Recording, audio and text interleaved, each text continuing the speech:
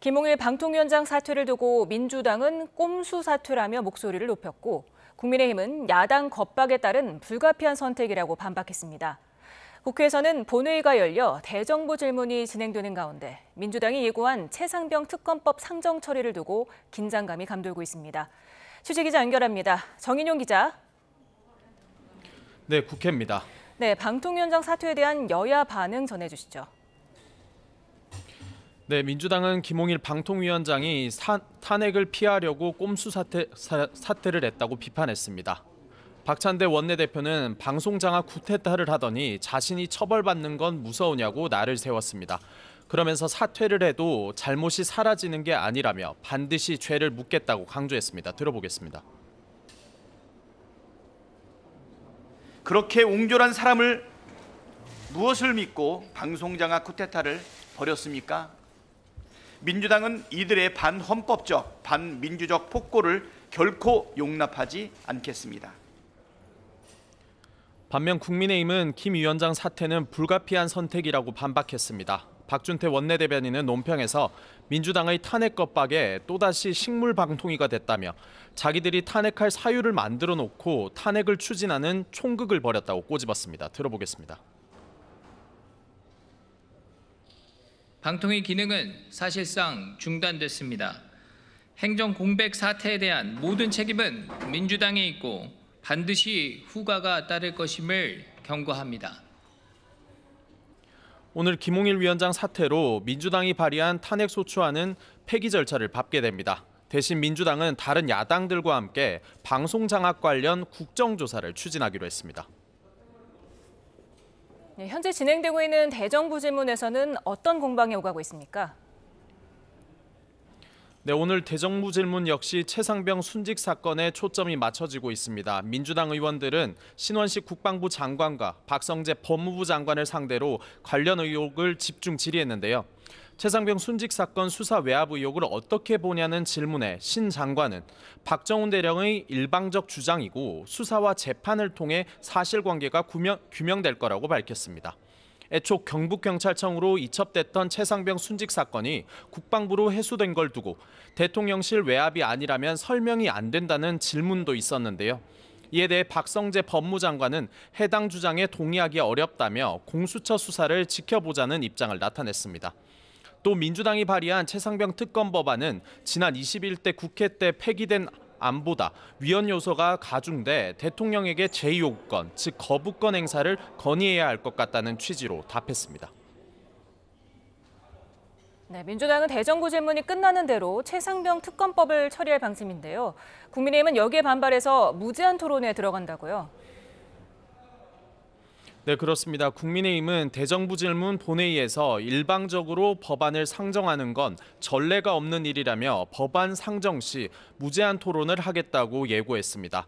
우원식 국회의장이 오늘 대정부 질문이 종료되면 최상병 특검법을 본회의에 상정하겠다고 민주당 손을 들어준 걸 두고는 민주당의 꼭두각시라며 의장실 앞에서 피켓 시위를 벌이기도 했습니다. 들어보겠습니다.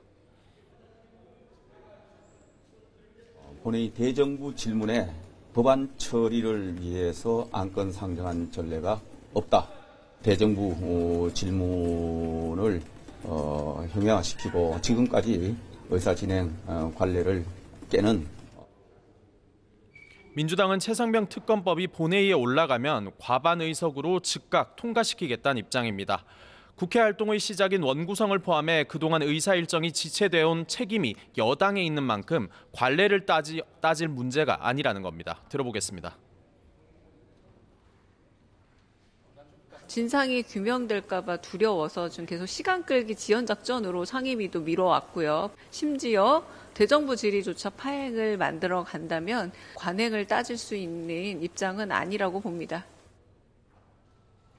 다만 민주당이 애초 오는 4일까지 통과를 공언했던 방송 3법과 방통위법 개정안 처리는 다음 7월 국회로 미뤄질 거란 관측도 나옵니다.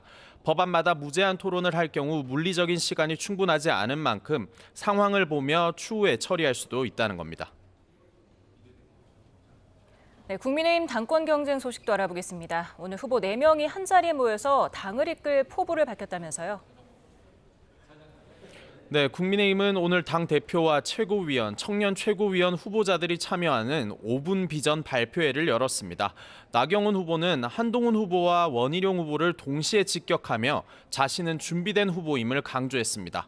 원희룡 후보는 당 운영 100일 계획으로 민생의 방점을 찍으면서도 신뢰 없는 당정 관계를 언급하며 한 후보를 정조준한 발언을 이어갔습니다. 차례로 먼저 들어보겠습니다. 당대표는 학습과 경험의 자리가 아닙니다. 대통령과 각을 세우는 당대표도, 대통령에게 빚을 갚아야 하는 당대표도 위험합니다. 분열은 필패입니다. 총선 기간 동안 특히 대통령과의 소통 부재, 그리고 쌓여있는 문제에 대해서는 갈등 해소, 또 오해라면 오해 불식, 오해 해소, 또 그 노력이라도 하고 나와야 되는 게 아닌가.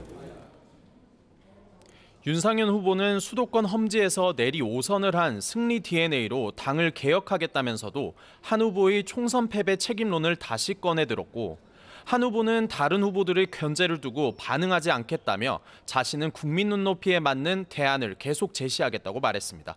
역시 차례로 들어보겠습니다. 우리는 분노해야 됩니다. 정말로 뜨겁게 분노해야 됩니다. 개멸적 참패에 분노하고 책임지지 않는 모습에 분노하고 그리고 반성하지 않는 모습에 분노해야만 합니다. 이건 당내 선거이고 선거 이후에 저희가 힘을 합쳐서 거대 야당의 폭주에 맞서고 민생을 위한 정치를 해야 될 사람들이거든요. 제가 참겠습니다. 서로 네거티브 공세를 벌여오던 후보 4명의 발언 수위가 다소 완화되긴 했지만 친한 대 반한 구도는 더 선명해지고 있다는 평가가 나옵니다. 지금까지 국회에서 전해드렸습니다.